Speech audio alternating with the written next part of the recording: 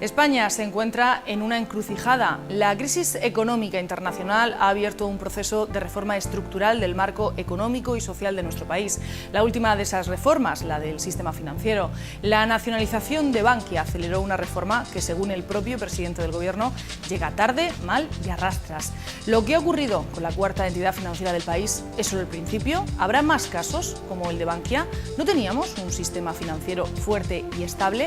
Todas esas preguntas se las haremos a nuestro invitado de esta noche. Doctor en Ciencias Económicas, lleva más de 18 años de actividad parlamentaria, durante los cuales ha sido uno de los principales responsables del área económica del Grupo Parlamentario Popular.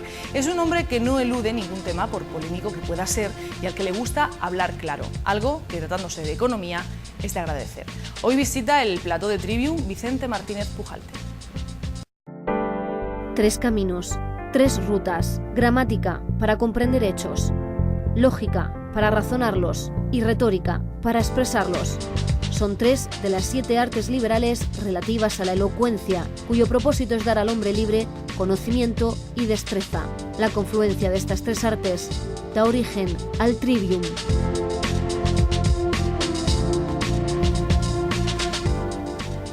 Buenas noches. La nacionalización de Bankia ha sido el primer paso para una nueva reforma del sistema financiero español, la segunda en apenas 5 meses. Hoy en Trivium vamos a analizar esa nueva reforma que conocíamos el pasado viernes en el Consejo de Ministros. Y antes de meternos en harina, doy la bienvenida, como cada martes, a mis compañeras María Eugenia Lozano. Maru, buenas noches. Esther, muy buenas noches.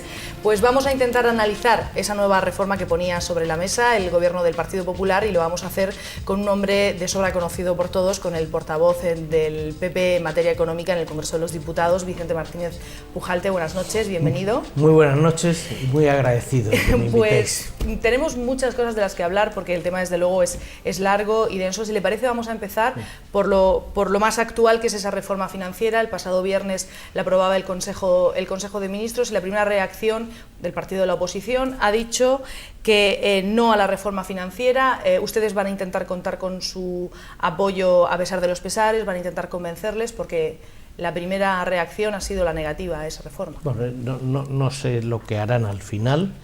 Yo espero que voten favorablemente la reforma. Si no lo hacen, no por eso vamos a dejar de aplicarla, porque la reforma tiene un objetivo prioritario, y es que el sistema financiero funcione. Y algunos se pueden preguntar, ¿y eso es importante que funcione el sistema financiero?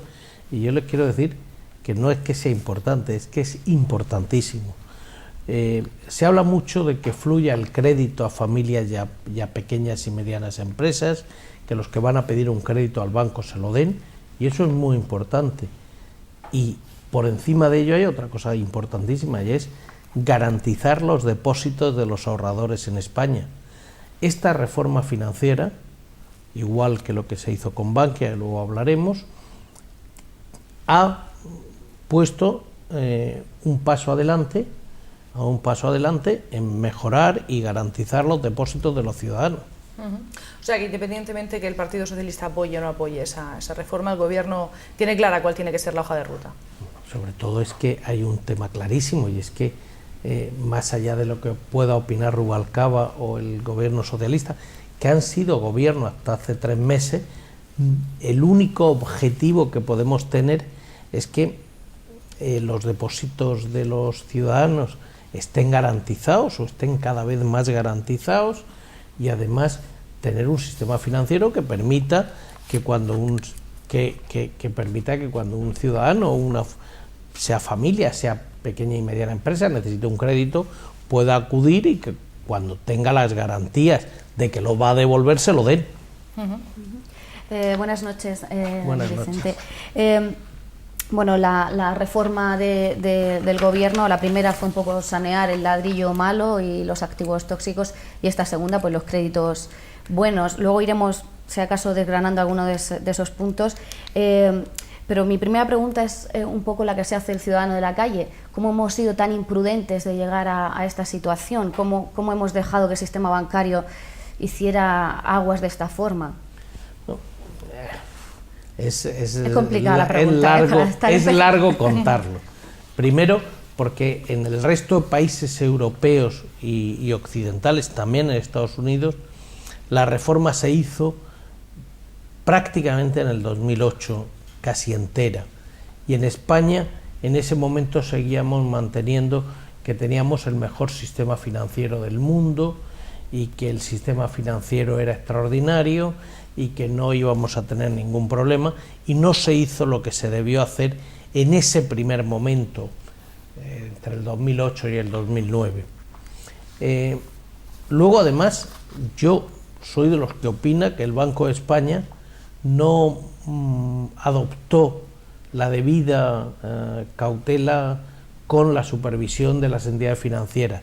Dejó que las entidades financieras españolas acudieran a los mercados mayoristas, acudieran a por dinero para luego dar créditos a promotores y constructores fundamentalmente, sin evaluar el desarrollo que iba a tener eso y los riesgos que eso entrañaba. Posteriormente se hizo una reforma parcial, se dejó que las entidades fueran renovando créditos sin tomar las medidas, y hemos llegado a una situación donde el gobierno del Partido Popular se encuentra con una crisis brutal, con unas cuentas públicas que están además necesitando que los bancos, las entidades financieras le den los créditos a ellos, y con una situación de las entidades financieras que necesitaba que se tomaran medidas para garantizar depósitos y para garantizar que tenemos un sistema financiero, y además haciéndolo todo 3 años después de lo que lo han hecho nuestros socios comunitarios o los países occidentales en general. Muy mal estaba la situación en apenas 5 meses que lleva el gobierno de Mariano Rajoy en Moncloa, para tener que recurrir a estas 2 reformas en el sistema financiero muy duras, y que por lo menos a la oposición no le están gustando nada de nada. Bueno, a los que les gusta menos es a las propias entidades financieras, porque lo que se está haciendo es decir a las entidades financieras que del dinero de créditos que están dando tienen que hacer unas provisiones para garantizar que no van a tener problemas, y el gobierno le está diciendo a las entidades financieras que tienen que ser más prudentes, porque esa prudencia de las entidades financieras garantiza los depósitos de los ciudadanos, porque si las entidades financieras no son prudentes, nos podemos encontrar con que la gente que con buena fe ha ido al banco a poner su dinerito se encuentre un día con problemas. Y el Partido Popular lo que está haciendo es decir, o el gobierno del Partido Popular lo que está haciendo es decir, oiga, hagan ustedes provisiones, vamos a vigilar a las entidades financieras, vamos a no dejar que hagan desarrollos peligrosos, y eso es lo que estamos haciendo nosotros. Si el Partido Socialista dice que no, pues debe responder a otras cosas que no a la lógica de la reforma. El Partido Socialista era gobierno hasta hace 3 meses. La situación catastrófica de las cuentas públicas es imputable al gobierno socialista. El no dar soluciones en su tiempo es imputable al Partido Socialista. Y a mí no me gusta para nada hablar de herencia, porque cuando uno llega a un sitio, la herencia, si la quieres la tomas, y si no, pues te vas a tu casa. No me gusta hablar de herencia, pero hombre, tampoco es de recibo que los que estaban nos pidan responsabilidad a nosotros. Yo quiero mirar al futuro, quiero empezar a tomar medidas de futuro, no quiero ampararme en que esto estaba mal, pero hombre, que me lo censuren los que tenían la responsabilidad de que estuviera bien, eso sí que tiene delito. De hecho, les están acusando de utilizar al gobernador del Banco de España como chivo expiatorio. Pues no sé si nos están acusando, ellos también lo hicieron. El gobernador del Banco de España era el responsable de la supervisión del sistema financiero español. El gobernador del Banco de España es el máximo responsable de una entidad que tiene una ley de independencia y cuya principal función ahora mismo es la supervisión del sistema financiero español. No tiene sentido que el Banco de España diga que Caja Castilla-La Mancha está bien y haya que intervenirla y poner un montón de millones de dinero de los españoles.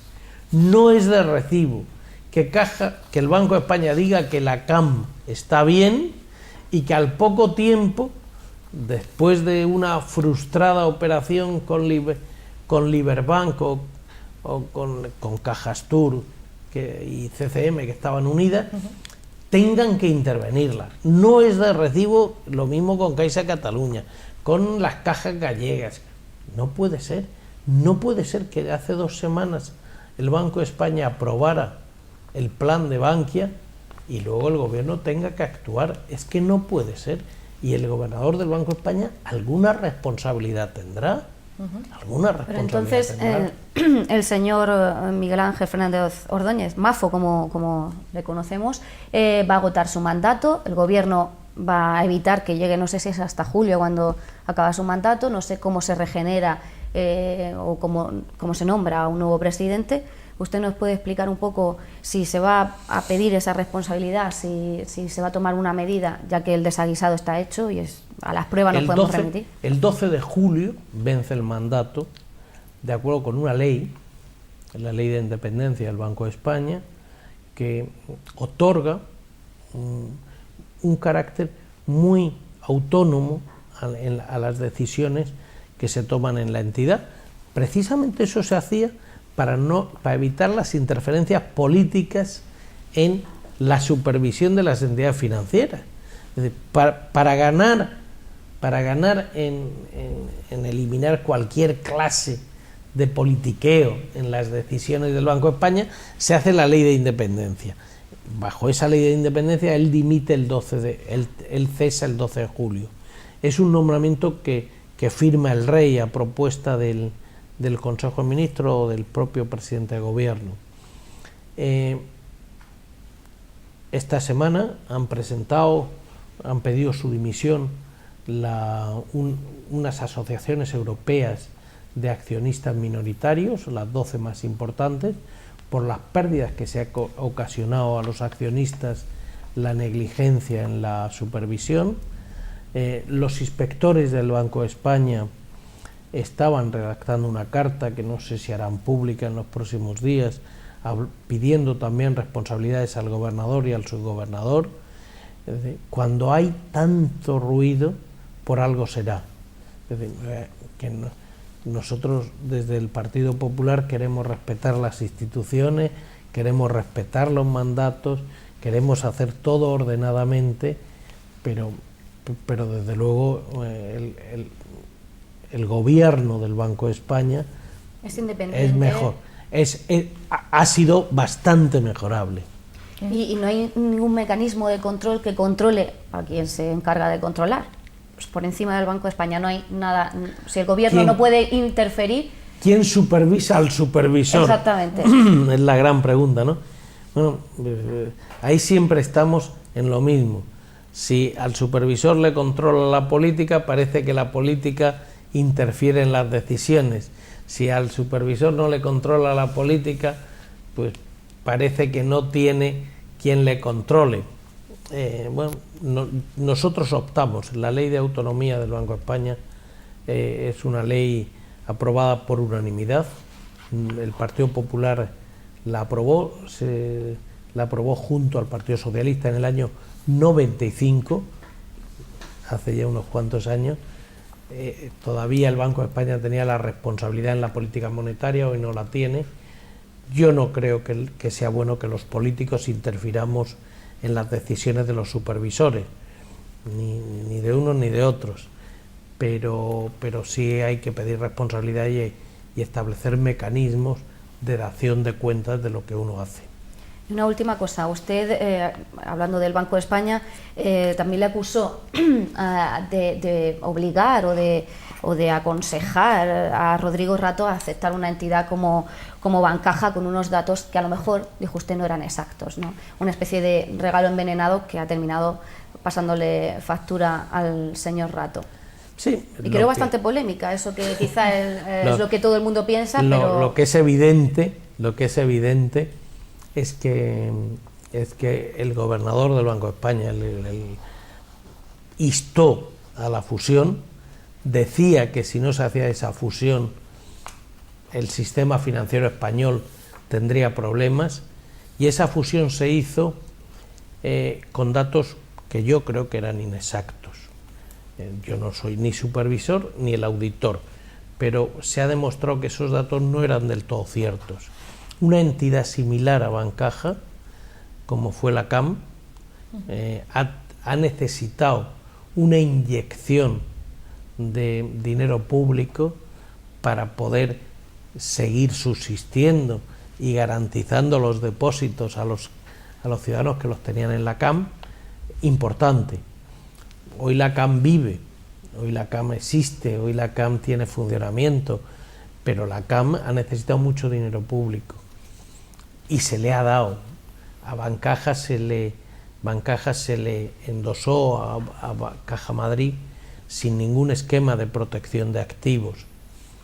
Desde luego se ha demostrado que no era lo mejor, y el gobierno ahora ha optado por una nacionalización porque eso es lo que más garantiza el funcionamiento de la entidad y más seguridad a los clientes, sobre todo a los depositantes, y además yo creo que cuando se pone dinero público no se puede hacer como en forma, entre comillas, de regalo, como se hizo en algunos años del Partido Socialista, sino se tiene que hacer tomando posiciones en la entidad.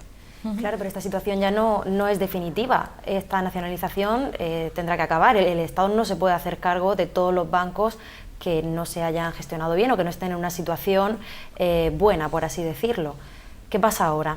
Bueno, en Estados Unidos, el Estado, que son bastante liberales, hubo una toma de posiciones del Estado en las entidades financieras muy importante.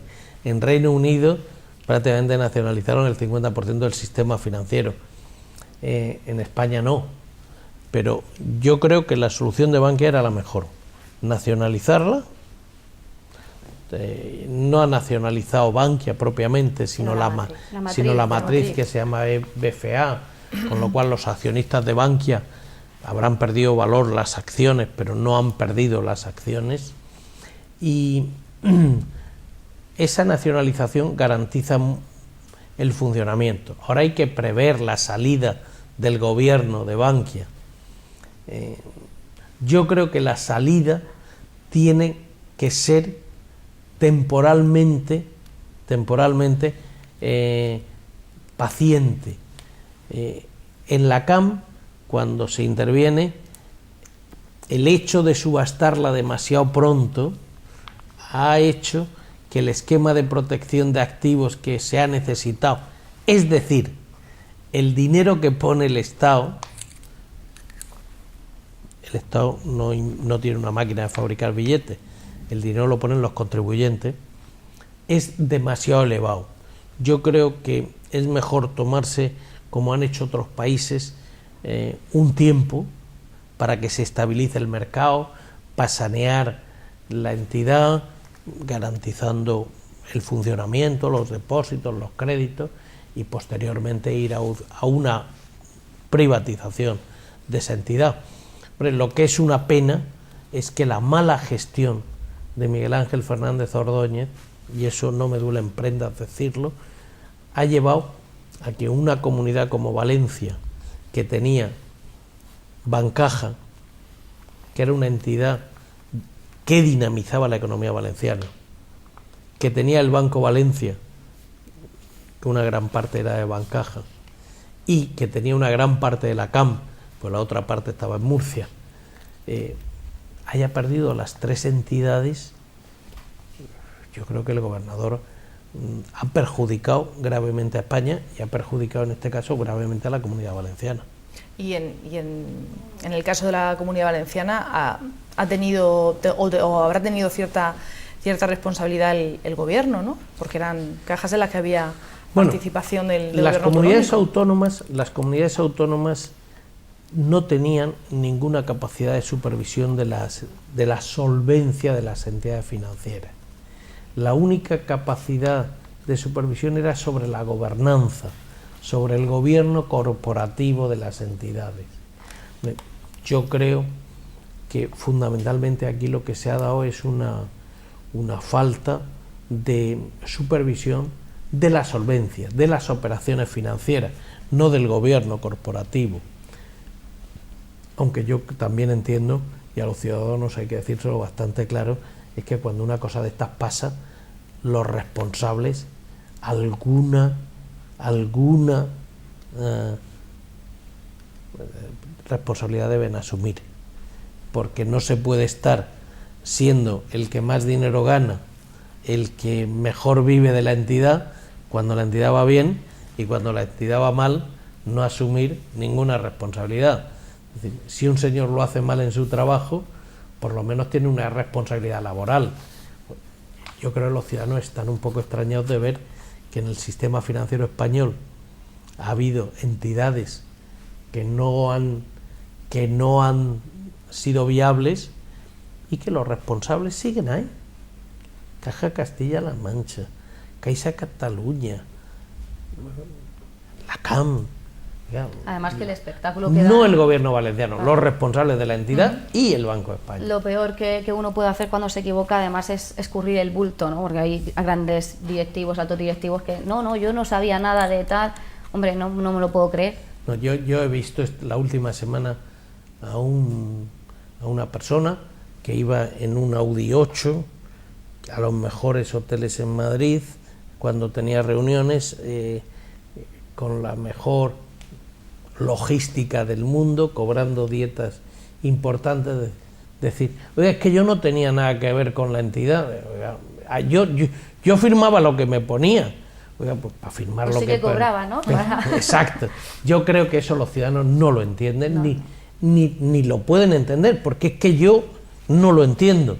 Es decir, oiga, cuando un señor se equivoca, no digo yo que tenga responsabilidad penal, a lo mejor, pero por lo menos una responsabilidad laboral y civil sí que tiene.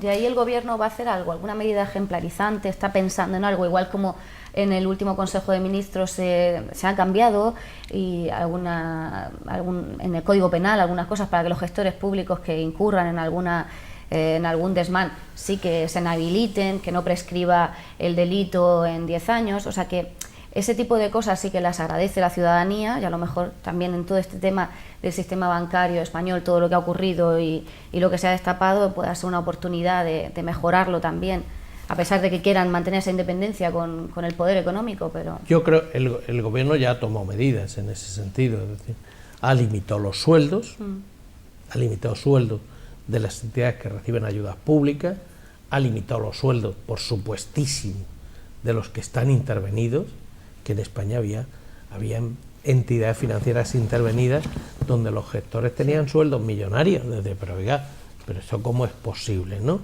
Y yo creo que hay que adoptar medidas para que los responsables tengan que asumir su propia responsabilidad, porque es que no tiene sentido. Caja Castilla-La Mancha, proceso que ya ha acabado, que ha habido una pérdida multimillonaria de dinero público de los contribuyentes que se ha puesto en la entidad, que los gestores no les haya pasado nada, a mí me parece sorprendente. Bueno, pues si le parece, hemos hablado de Bankia, del Banco de España. Vamos a hablar ahora de esa reforma del sistema financiero que presentaba el Gobierno el pasado viernes. Vamos a profundizar en grandes líneas cuáles son las pautas que va a marcar esa nueva reforma del sistema financiero. Mejora de las provisiones, mejora de la solvencia de las entidades. Se les va a pedir a las entidades mayores esfuerzos de prudencia de garantía de futuro, y esos mayores esfuerzos se les hacen a base de, hablando con absoluta simpleza, a base de eliminar los dividendos de las entidades, a base de que no puedan repartir dividendos, de que durante unos años no haya beneficios para los propietarios. Se eliminan los beneficios, porque como tienen que provisionar una gran parte del dinero, lo que se va a hacer es que no haya beneficios, que no haya dividendos. ¿Para qué? Para mejorar la solvencia de la entidad. Luego, por otra parte, se les va a exigir una valoración mejor de los activos inmobiliarios, y eso va a permitir que el mercado inmobiliario en España se dinamice, salgan al mercado más propiedades inmobiliarias y a mejor precio, y luego se les va a pedir una gestión muy profesional de los activos inmobiliarios que se han quedado. Yo creo que es una reforma que va en el buen camino. A veces se dice, bueno, pero esta reforma tiene que ir para dar crédito. No, esta reforma va de garantía, no va de créditos, va de garantía del sistema, va de solvencia del sistema, va de decir, oiga, aquí nadie va a perder su dinero, más allá de los accionistas. Y una vez hecho eso, vamos a estudiar los créditos que pueden devolverse y vamos a ir abriendo la mano al crédito. Pero esta reforma va de solvencia, de garantía, de solidez del sistema financiero. A veces uno cree que los bancos tienen una composición muy peculiar con respecto al resto de los negocios, y es que tienen dos tipos de clientes. Unos son los que ponen el dinero y otros son los que se lo llevan. Es un intermediario. El banco es un intermediario. La entidad financiera no es más que un intermediario. Es como el que compra las naranjas y luego las vende. Ni fabrica las naranjas ni es luego. Es simplemente un intermediario. La entidad financiera es un intermediario del dinero de los ciudadanos. Por un lado, los ciudadanos le dan el dinero y por otro lado se lo llevan. Y lo que tiene que garantizar ese intermediario es que al que le ha dejado el dinero se lo va a devolver, y que al que le ha prestado el dinero lo va a recuperar. Aquí en España las entidades financieras han sido culpables en parte de la crisis por una alegría excesiva en la concesión de crédito, y luego también han sido los afectados de la crisis porque hay gente que no les ha devuelto el dinero. Entonces, lo que esta reforma hace es que esa entidad sea más sólida para que los depositantes tengan garantizado el dinero, y a partir de ahí vamos a hablar de créditos solventes que se pueden dar, crédito para devolver. Porque si la gente no le devuelve el crédito a la entidad financiera no le podrá devolver el depósito al que se lo ha dejado. Pero si durante estos años anteriores ha habido demasiada alegría a la hora de conceder créditos y ahora lo que se pretende es que haya mayor control a la hora de darlos, no sé si vamos a controlar más a quién le podemos dar dinero. Al final tenemos una situación en la que el crédito tampoco fluye en las condiciones en las que tiene que fluir para generar ese consumo y para volver a reactivar la economía, ¿no? Los créditos tienen que ser solventes. La pena en España es que por el excesivo riesgo inmobiliario ha habido empresas, pequeñas empresas, que no han tenido acceso al crédito, porque iba un promotor al banco y se llevaba todos los créditos. Me decía a mí el presidente de una entidad que estaba en el consejo de administración, me decía, es que el 97% de los créditos que damos son a promotores y constructores. Es decir, y eso es lo que ha pasado en España. Ahora mismo hay que dar créditos con alegría. No, hay que dar créditos a quien los vaya a devolver. Y la pena es que, como se han dado créditos con alegría y ahora se están renovando algunos de ellos, hay empresas que tienen un business plan, que tienen un plan de negocio viable, que tienen posibilidades de salir adelante, y no tener acceso al crédito para el circulante, para el primer empujón, les ponen dificultades. Bueno, pues hay que discriminar para que el crédito llegue a esas empresas que sí tienen planes de negocio viables. En cualquier caso, hasta ahora tampoco es que los bancos, sí que es cierto que hace unos años sí que daban esos créditos con alegría, como usted bien dice, pero últimamente de eso no hay nada. Y ahora además el gobierno lo va a poner un poquito más difícil. Bueno, no, el gobierno lo que quiere es garantizar la solvencia y los depósitos. No es que le ponga más difícil la vida a nadie, pero lo que no podemos tolerar en España es que los ciudadanos, algunos que nos estarán viendo, puedan pensar: ¿y yo tengo mi dinero seguro en el banco? Si en un país los ciudadanos piensan que el banco no es seguro para tener su dinero, ese país tiene un problema, ¿eh? Y lo que está haciendo el gobierno del Partido Popular es transmitir esa confianza. Es decir, los ciudadanos que tienen el dinero en el banco lo tienen seguro. Seguro. Si para ello hay que reducir los beneficios de los bancos, si para ello hay que reducir el reparto de dividendos en los bancos, se reduce. Y si para ello alguna entidad tiene que ver mermado la capacidad de dar dividendo, se reduce. Porque si no, podemos tener un colapso en España.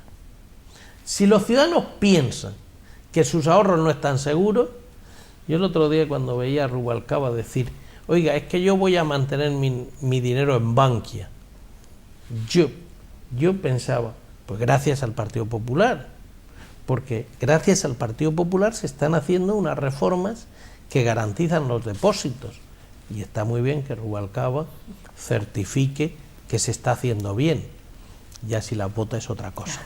Bueno, pues perdona, una última pregunta. Bueno, los titulares son que precisamente pues el gobierno está poniendo contra las cuerdas a algunas entidades bancarias al exigir esas provisiones, al aumentar las provisiones que tienen que tener en su cuenta de gastos, y realmente vemos que algunas entidades podrán sanear sus activos y otras no. En ese caso es cuando el gobierno, a través del FROP, tendrá que seguir inyectando dinero, ¿no? Ahí hay mucha confusión en el tema de es dinero público, se lo devuelven al Estado, se convierten en acciones. Ahí es donde la gente se pierde un poco, sobre todo con lo que ha pasado con Bankia, y que hay anuncios o previsiones más o menos fatalistas de que Bankia es la punta del iceberg y van a ir detrás otras cuantas entidades. Vamos a ver, ayudas. La palabra ayuda significa que alguien le da dinero a otro y es a fondo perdido. Eso es una ayuda, o el concepto de ayuda. A veces cuando se habla de ayudas al sistema financiero con dinero público, parece que es que con el dinero público le das dinero a las entidades financieras. Eso en España ha pasado, en Caja Castilla-La Mancha, en la CAM, ¿no? Lo dejó escrito el gobierno anterior en las gallegas y en Caixa Catalunya y en UNIM. Dinero público lo dejó. A fondo perdido. A fondo perdido, prácticamente, ¿eh? Porque era garantizar los activos de los que se quedaban con esas entidades. Dinero a fondo perdido. 15.000 millones de euros, por aproximadamente. Bueno, no, más. Unos cuantos más. Unos cuantos más. Bastantes más. El gobierno del Partido Popular no va a dar un duro público a nadie. Lo que se va a hacer, lo que se ha hecho con Bankia, que es nacionalizarla. Eso ya no es de nadie, eso es del Estado. Y el Estado en su día, cuando se sanee, la venderá. Bueno, es del Estado BFA, que es el que controla el paquete accionarial más importante de Bankia. Y lo que se hará con las entidades financieras que no tengan capacidad de provisionar lo que deben es facilitarles algunos créditos que deben ser devueltos, y si no, se convertirá en una participación del Estado y una participación de los ciudadanos, por tanto, en esa entidad hasta que se sanee y vuelva al mercado. ¿Hemos puesto contra las cuerdas las entidades? No. Hemos garantizado la solvencia. No se pone contra las cuerdas una entidad cuando los ciudadanos desconfían ya del sistema financiero. La semana pasada en España hubo retirada de depósitos de algunas entidades financieras. Cuando eso en un país pasa, cuando los ciudadanos no tienen garantía del sistema financiero, bueno, yo creo que el Banco de España se lo tiene que hacer de mirar. El Banco de España se lo tiene que hacer de mirar, porque el Banco de España debería ser el garante de que el sistema financiero no va a colapsar. Como el Banco de España no lo ha hecho y ha hecho una dejación de responsabilidad ahí, el gobierno es el que ha tomado la decisión. No se está poniendo a ninguna entidad contra las cuerdas, se está garantizando la solvencia. Permíteme una última de verdad sobre la reforma del sistema financiero y las consecuencias que ha tenido. Antes de cambiar de asunto, me gustaría preguntarle por el señor Rodrigo Rato. He leído un titular en el diario ABC bastante claro, dice algo así como "me han dado la espalda" o "el partido me ha abandonado". ¿Usted lo considera así? ¿Cree que...? Yo creo que Rodrigo Rato es una de las personas de las que yo en mi vida más he aprendido.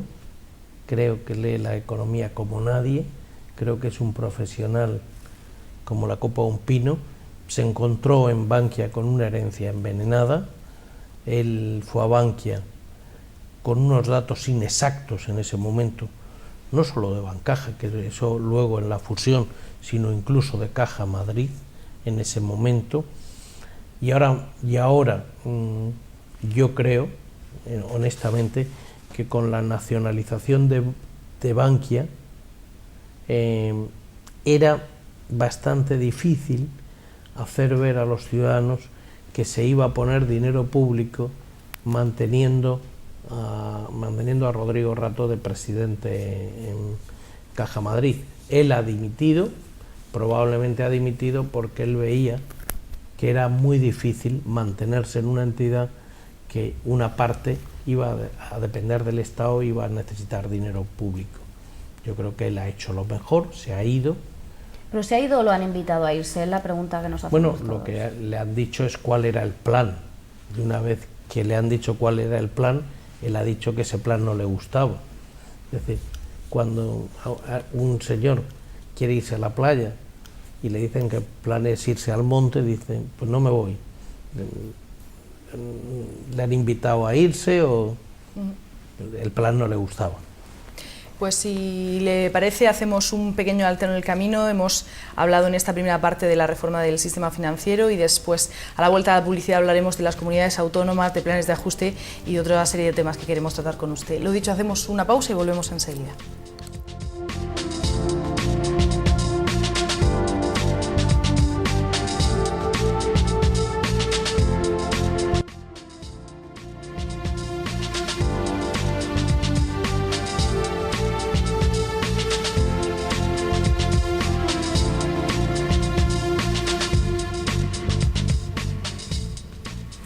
Seguimos en Trivium. Esta noche estamos hablando con Vicente Martínez Pujalte. Hemos dedicado la primera parte de nuestro programa a hablar de la reforma del sistema financiero y a mí ahora me gustaría que habláramos de la situación de las comunidades autónomas. Este fin de semana el presidente del Gobierno se ha mostrado tajante, se ha mostrado directo y ha advertido a las comunidades que no va a permitir que no cumplan sus objetivos del déficit y que el Gobierno va a estar encima y pendiente de cada una de ellas. ¿Es una advertencia para no decir claramente que la que no cumpla será intervenida? Bueno, primero, las comunidades autónomas, como la Administración Central, como los ayuntamientos tienen que cumplir el objetivo de déficit. Pero no porque eso sea un reto interesante. No, es vital para la prosperidad de este país que los objetivos de déficit que nos proponemos se consigan. Solo a base de transmitir a los mercados que lo que decimos lo hacemos, seremos capaces de generar confianza. Esto es como un señor que va al banco, le pide un dinero, se lo devuelve, y luego pide otro y se lo prestan porque lo ha devuelto y se lo vuelven a lo vuelve a devolver, se lo vuelven a prestar, lo vuelve a devolver.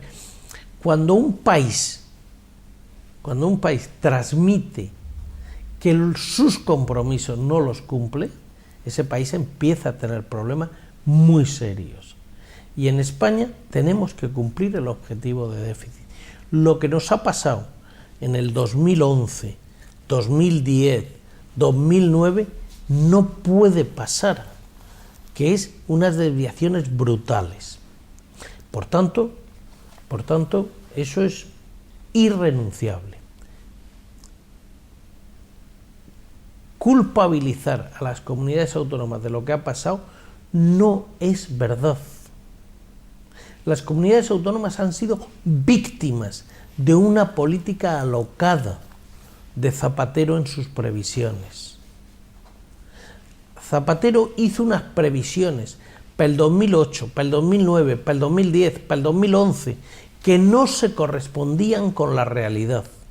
Y por tanto, pintaban en sus presupuestos unos ingresos que no se producían y tenían compromisos de gasto que sí tenían que asumir. Las comunidades autónomas han sido desde luego también responsables de algunas cosas que se pueden mejorar, pero no han sido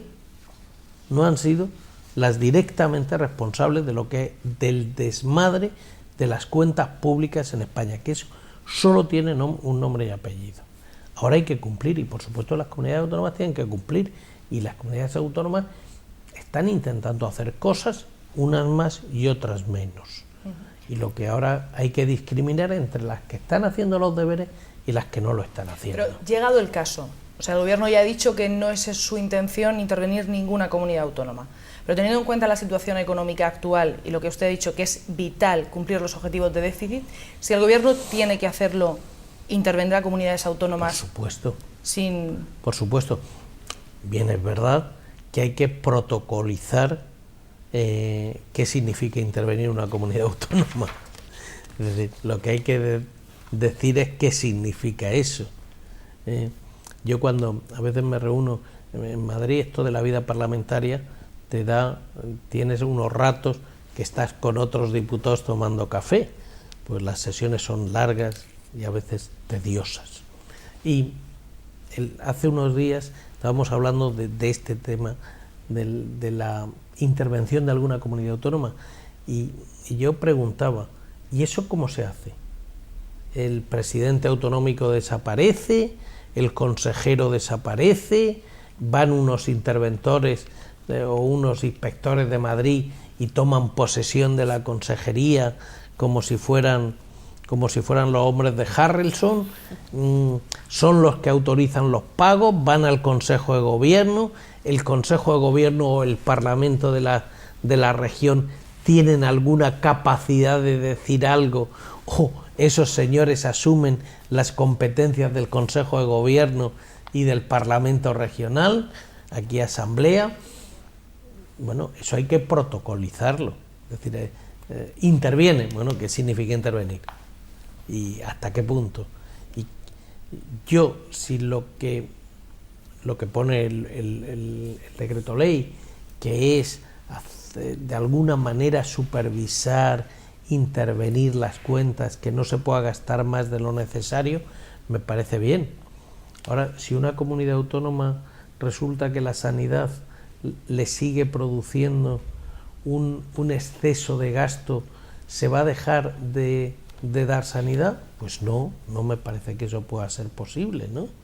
Entonces, ni me parece que pueda ser posible, ni me parece que deba ser posible. Eso habrá que determinar cómo se hace, pero la voluntad del gobierno, del Partido Popular, es, si alguna comunidad tiene problemas, se participará, se intervendrá, se tomarán decisiones respecto a ella. Este jueves se reúne el Consejo de Política Fiscal y Financiera, se estudiarán todos los planes de ajustes presentados por las comunidades autónomas para conseguir ese objetivo de déficit del 1,5% del PIB en este año 2012. Ya se habla de que el Ministerio de Hacienda ha invitado a que se estudie la posibilidad de tutelar algunas cuentas, por ejemplo, del Principado de Asturias. Hay otras comunidades autónomas que también están en boca, se rumorea que también podría verse esa posibilidad, entre ellas la región de Murcia. ¿Qué nos puede decir de todo esto? ¿En qué estado se encuentra la comunidad autónoma de la región de Murcia con este plan de ajuste que ha presentado el gobierno regional? Bueno, lo de la región de Murcia, lisa y llanamente, no es verdad. No es verdad. Las comunidades autónomas empiezan a tener problemas cuando el calendario de vencimientos de la deuda que tienen es de tal magnitud que puede conllevar el no cumplirlo. En ese sentido, pues, hombre, si a mí me hablaran de Cataluña o me hablaran de Valencia... Son las más endeudadas, sí, las dos. Pero no se trata solo de la deuda, sino del calendario de vencimientos de la deuda, de un calendario muy exigente en el 2012, pero Murcia no tiene ese problema. Se ha hablado de Murcia, que efectivamente Murcia ha tenido una caída de ingresos muy importante y como el gasto es muy rígido, eso ha llevado a tener un déficit importante, pero Murcia y el consejero Juan Bernal, vicepresidente, está haciendo un plan de reequilibrio bastante aceptable, donde habla de recortes en los gastos corrientes de una manera muy contundente, donde, por poner un ejemplo, al Defensor del Pueblo creo que le han reducido al 10% o al 15% del presupuesto, no un 10%, al 10%, que no es lo mismo. O estamos hablando de un plan de enajenación de activos que tiene la comunidad también importante. No, la comunidad de la región de Murcia no tiene ese problema, no es verdad. Si me hablara de otras, pues sí le diría que es verdad. Y yo creo que la prueba estará en que en el Consejo de Política Fiscal y Financiera la comunidad de la región de Murcia no tendrá ningún problema. Esperemos que sea así. Yo, volviendo al tema de demonizar a las comunidades autónomas o culpabilizarlas del problema del desvío del déficit, no solo ocurre en España, sino que, quizá más preocupante, el mismo comisario europeo, hace muy poco, no sé si lo he leído hoy o en el periódico de ayer, se descolgaba diciendo que la culpa del desvío del déficit presentado para este año, que va a ser el 5,3%, es también por culpa de las autonomías, y exige un nuevo recorte, si no me equivoco, de unos 11.000 millones de euros. Bueno, las comunidades autónomas han tenido un déficit muy importante en los últimos años. La respuesta es sí. Las comunidades autónomas tienen unos ingresos y unos gastos. Los ingresos han caído y los gastos son muy rígidos. ¿Alguien piensa que una comunidad autónoma puede dejar de atender a una persona que tenga una enfermedad grave? ¿O que pueda dejar de operar a un señor que necesita ser operado? ¿O que puede dejar sin pupitre a un niño que necesita ser escolarizado? ¿Una comunidad autónoma puede hacer eso? ¿No?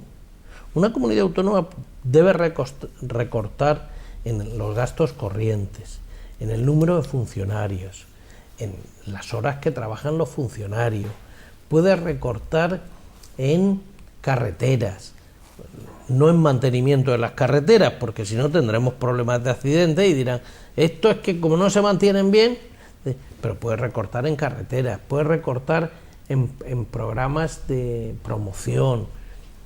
Pero hay y algunas que habrán derrochado, que también hay que hacer. Y luego se han hecho cosas que no son de sentido común en España. Se han hecho cosas que no son de sentido común. En España se han hecho más hospitales de los que se necesitan.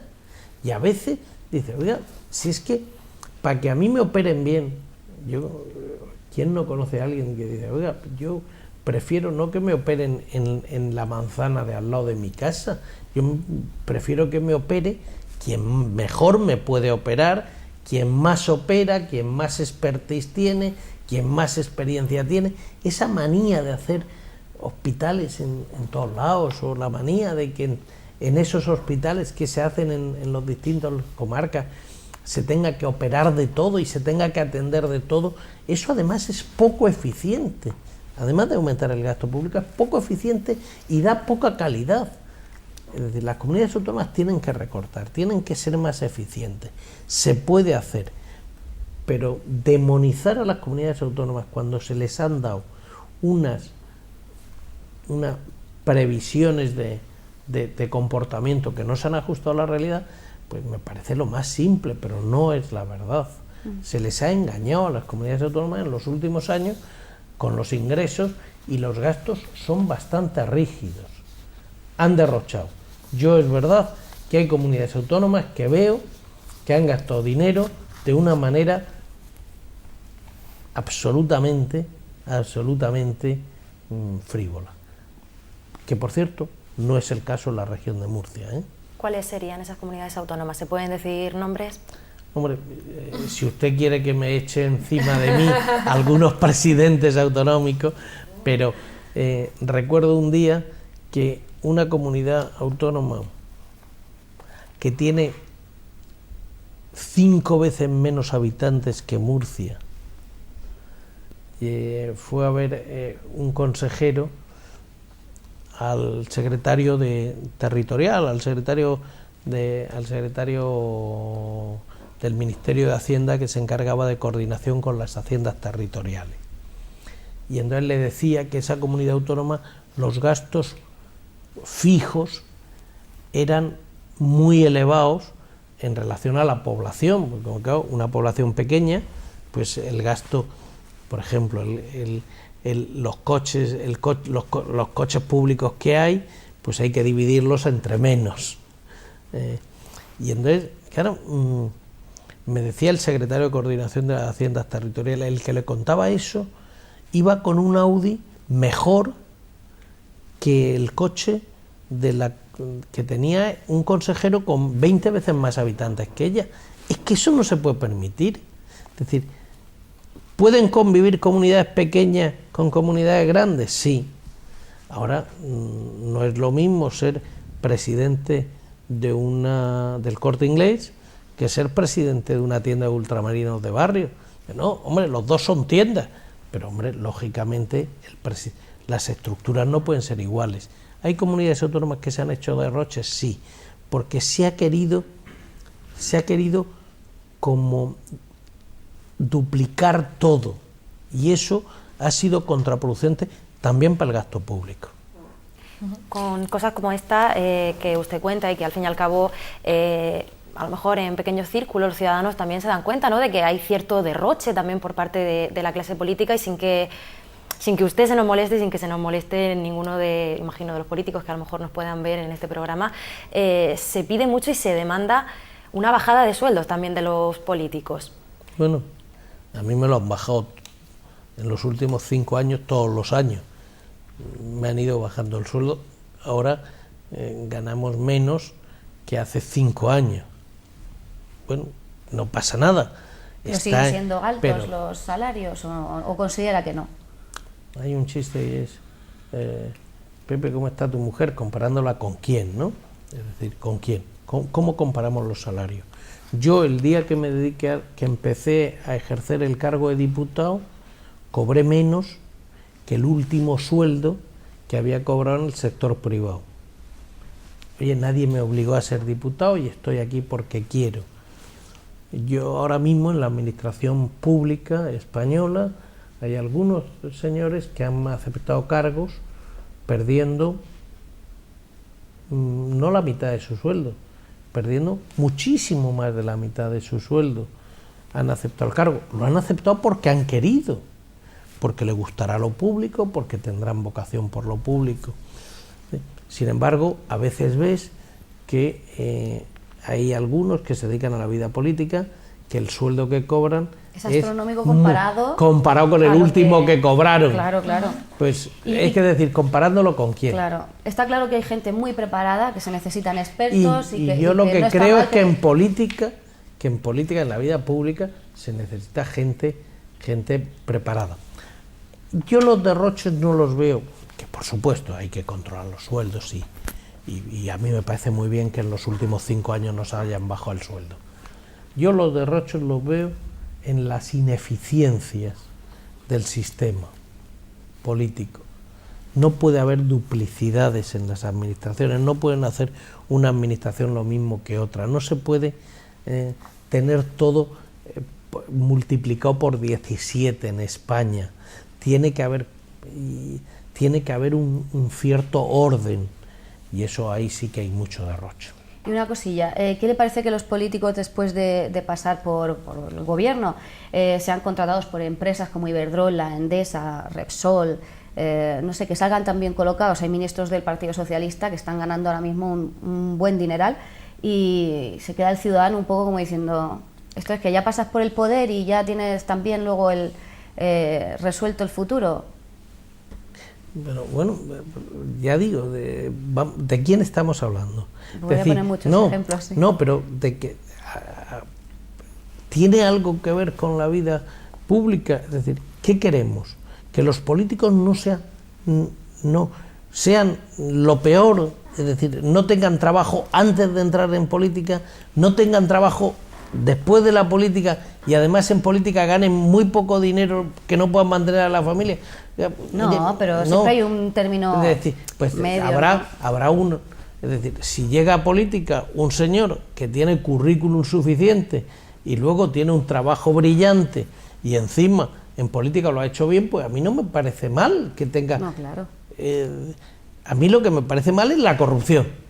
Lo que me parece mal es que un señor haya estado en una empresa, luego venga a la política y beneficia a la empresa en la que ha estado, o que esté en política, beneficia a una empresa y luego se vaya a esa empresa.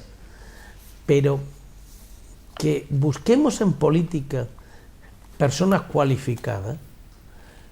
A veces en España hubo unos años donde se pedía al político incompatibilidad total, no de sueldo, de trabajo. Y entonces, claro, hemos expulsado de la vida política a gente que gratis hubiera participado en la vida política.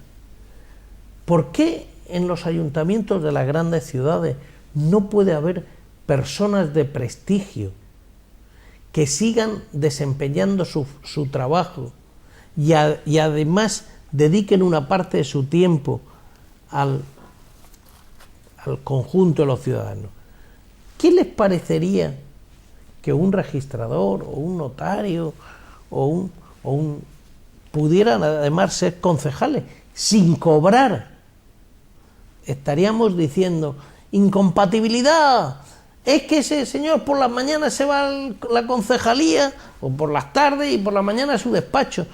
Bueno, pues entonces no podrá haber ese tipo de señores en las concejalías, y sería más barato para el ciudadano. Es decir, podíamos recuperar el prestigio de las instituciones a base de incorporar gente prestigiosa que pudiera hacer otras tareas, porque un catedrático de universidad, mientras ejerce su tarea docente, no puede ser concejal aunque no cobre. Dicen las malas lenguas que ya le ha encontrado el gobierno un puesto a rato en Repsol. Bueno, no lo sé si se lo habrá encontrado, pero Repsol no es del gobierno. Sí, pero Repsol, ahí es donde el ciudadano se pregunta hasta qué punto Repsol es de una entidad que se llama la Caixa, que es el accionista principal, y luego el resto de acciones que están en el mercado. El gobierno ya no tiene en Repsol, no tiene nada. No sé si la Caixa, que ahora tiene de presidenta en Repsol a Antonio Brufau, lo determinará cambiar. Yo, sin embargo, en la rumorología había oído que si se producía la fusión Caixa Bankia, que se habló hace unos meses, Rodrigo Rato podría ser el presidente de Repsol. No he oído que pudiera suceder ahora. Yo me alegraría por Rato, pero desde luego que el gobierno no tiene nada que ver, seguro. Seguro, ¿no? Si seguimos hablando, si en el caso de, por ejemplo, los políticos no se puede reducir ese salario o no es conveniente. No, se nos ha reducido y es bueno. Y es bueno, pero hasta ahí nos quedamos. ¿En qué sentido? Nos quedamos en esa reducción, quiero decir. No, de momento. Bueno, no nos van a fusilar. Si ahí no se puede recortar, si se puede recortar en otros asuntos, por ejemplo. No. En el salario de los políticos se ha recortado. Hay corriendo por la red algunas informaciones que no son acertadas. Es verdad que ahora mismo es facilísimo meterse con los políticos.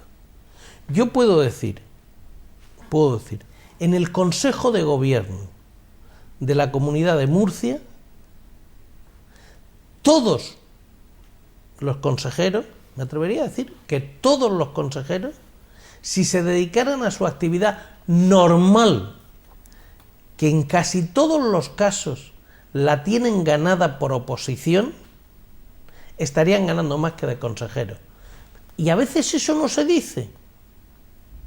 Los consejeros de la Comunidad de Murcia tenemos catedráticos de universidad, investigadores del Consejo Superior de Investigaciones Científicas, inspectores de trabajo, tenemos profesores titulares de universidad, hay en el Consejo de Gobierno de Murcia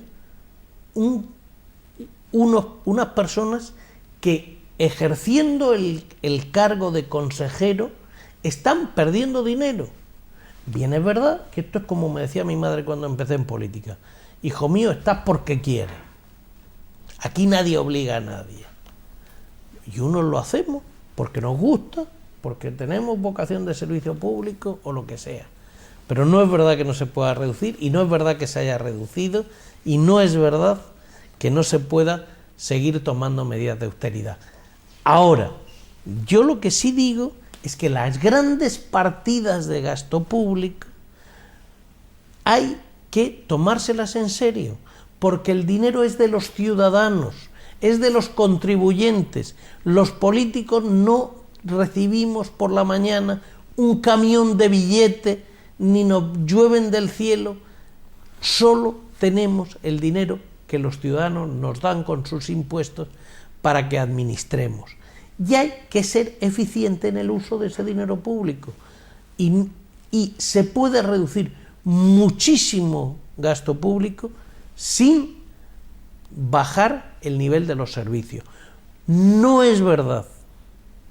Hay un mantra, es más gasto, mejores servicios. No es verdad. El otro día ponía un ejemplo un señor.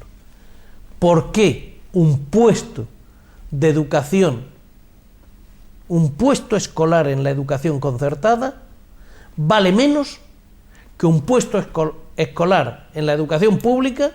¿Por qué? Cuando a los padres les cuesta lo mismo, 0. Bueno, si vas a un concertado, eso le cuesta menos al contribuyente que si vas a uno público. ¿No se puede ser más eficiente en el uso del dinero público? Yo creo que sí. Dentro de esas medidas de ajuste, de ese control del gasto público, de esas reformas que lleva el Partido Popular en los meses que lleva en el Gobierno, que han sido meses muy intensos, conocíamos hace poco la encuesta del CIS, en la que el Partido Popular bajaba en 4 puntos la intención de voto y el Partido Socialista subía 1.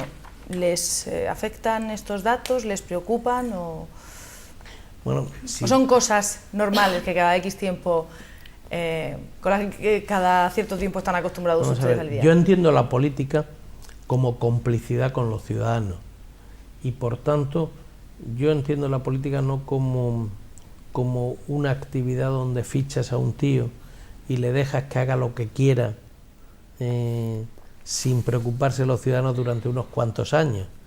No, la política es complicidad con los ciudadanos. No porque te elijan un día tú ya puedes hacer lo que quieras, siguiendo la máxima del despotismo ilustrado, todo para el pueblo sin el pueblo. No.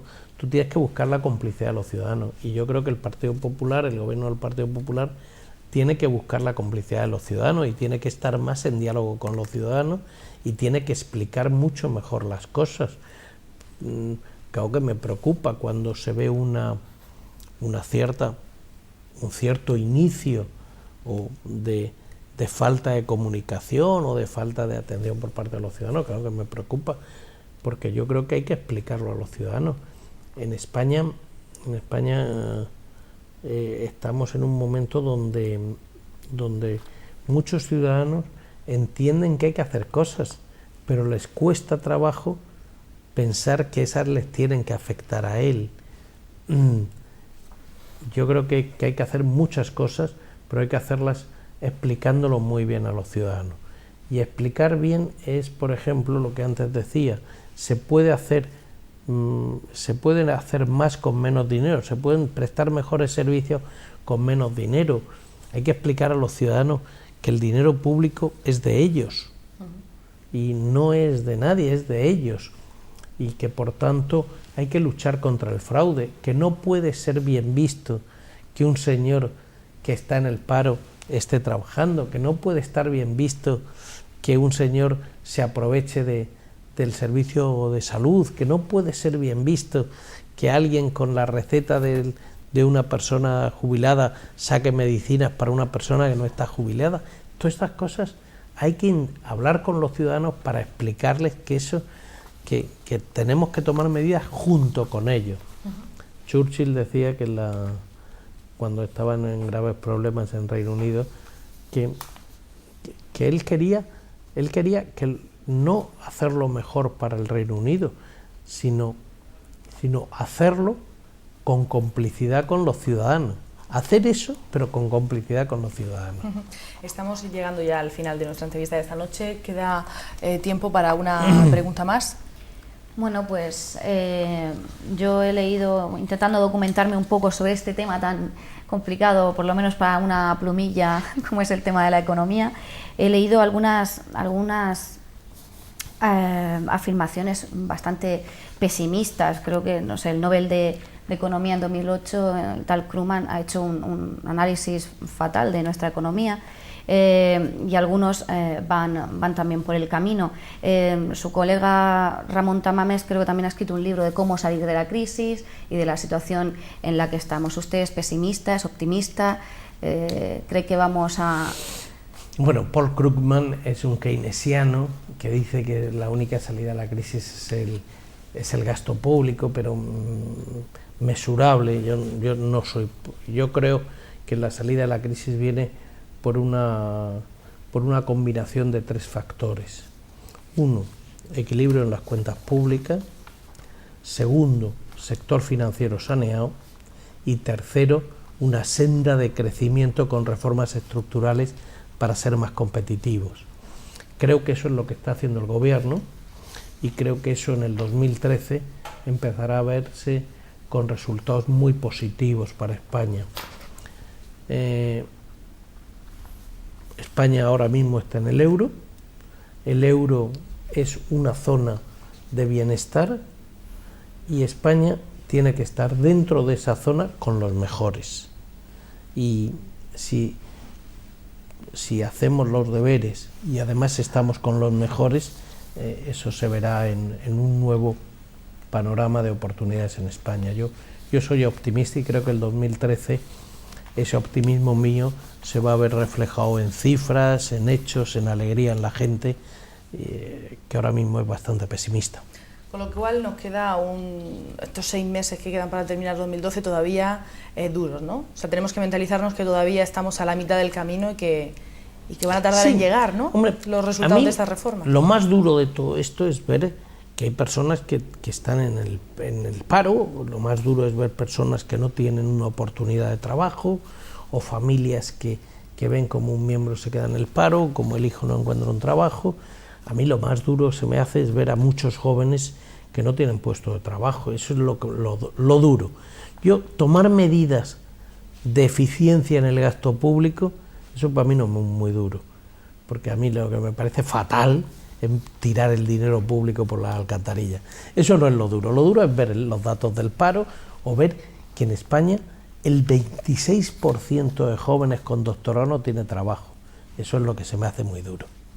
Bueno, pues nos quedamos nosotros también con ese diagnóstico optimista de este 2013 en el que veamos cómo las reformas que ha puesto en marcha el Gobierno del Partido Popular empiezan a dar resultado y a partir de ahí pues que nuestra economía vuelva a despegar como hace unos años. Pues muchísimas gracias. Gracias a usted por haber estado esta noche con nosotros, chicas. Nos vemos el próximo martes, como siempre.